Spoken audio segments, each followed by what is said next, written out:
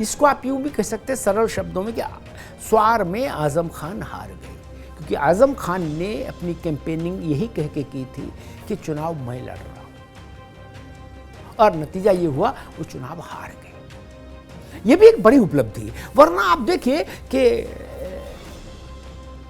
2017 से पहले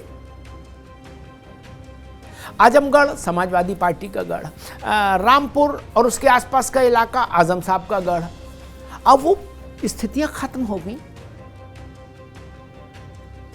और मजे की बात ये देखिए कि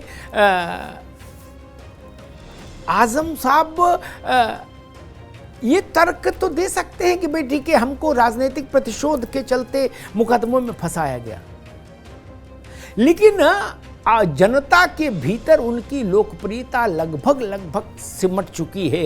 इस बात का काट उनके पास नहीं है तर्क के आधार पर। आप पर मुकदमे हो सकते हैं, उसमें शासन की भूमिका हो सकती है, कोई एक क्षण को मान ले तो, लेकिन जब आप जनता की अदालत में जाते हैं तब तो आपको जीत के आना चाहिए। ऐसा नहीं होता। ये भी एक बड़ी उपलब्धि है योगी आदित्यनाथ के इसकी।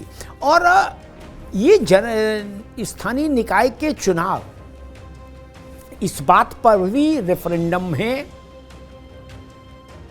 कि माफिया मुक्त उत्तर प्रदेश का जो एक अभियान है योगी आदित्यनाथ का, उमेश पाल की हत्या हुई उसके बाद से इस अभियान में बड़ी तेजी आई, प्रखरता आई, आक्रामकता आई, और उसका नतीजा ये हुआ कि उस हत्याकांड में शामिल अतीक का बेटा, उसका शूटर एनकाउंटर में मारे गए, अतीक और अशरफ की हत्या हो गई, मुख्तार अंसारी को सजा हो गई, अफजाल की सांसदी चली गई। चौतरफा हमला माफिया पर, अपराधी पर, गैंगस्टर पर। इस पर भी क्योंकि योगी आदित्यनाथ ने अपनी 50 जनसभाओं में कोई भी जनसभा ऐसी नहीं रखी जिसमें उन्होंने ये मसला नहीं उठाया कि अब कोई माफिया उत्तर प्रदेश में सीना तान कर नहीं चल सकता। ये भी विपक्षी दल जब ये कहते थे कि ये ठोको पॉलिसी चला रहे हैं योगी, एनकाउंटर के खिलाफ वो होता था। समाजवादी पार्टी को इस बात पर नाराजगी थी कि अतीक की पत्नी शाइस्ता को माफिया क्यों कह दिया पुलिस ने। ये जो चीजें थीं, लेकिन उसको भी जनता ने उत्तर दिया। और दूसरा एक आरोप योगी आदित्यनाथ पर यह भी लगा विपक्ष के द्वारा कि उनकी सरकार मजहब देखकर एनकाउंटर कर रही है, और ये आरोप आया असदुद्दीन ओवैसी की तरफ से खुलेआम और दबी जुबान से समाजवादी पार्टी की ओर से भी आया। इशारों में, ट्वीट में कभी कभी मायावती जी ने भी यही लाइन और लेंथ ली। लेकिन जब मेरठ में अनिल दुजाना मारा जाता है या बिजनौर में आदित्य राणा मारा जाता है तो योगी इस आक्षेप, इस आरोप की हवा निकाल देते और फिर विपक्ष के लोग कटघरे में खड़े हो जाते हैं। वो असद के एनकाउंटर पर तो हल्ला मचाते हैं, लेकिन दुजाना के एनकाउंटर पर चुप हो जाते हैं। ये मसला भी इस बार जेरे बहस था चुनाव में।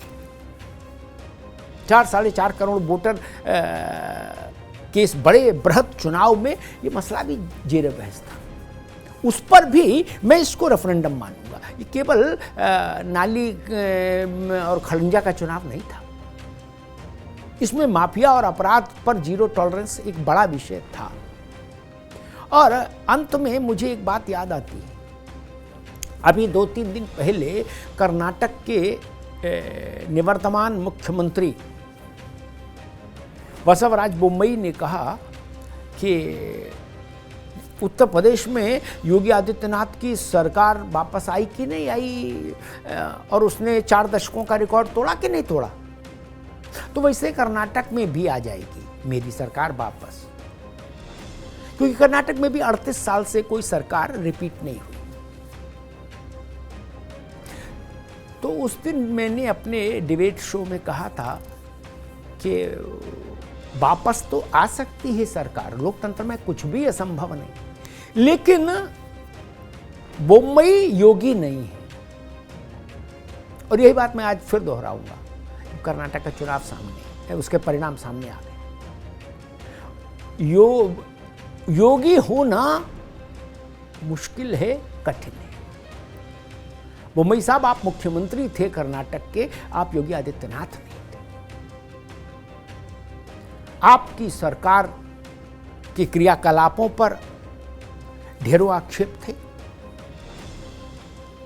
आपकी शासन की शैली पर तमाम आरोप थे, और भ्रष्टाचार से लेकर तमाम किस्म की किंवदंतियां थी पूरे कर्नाटक में आपकी सरकार को लेकर।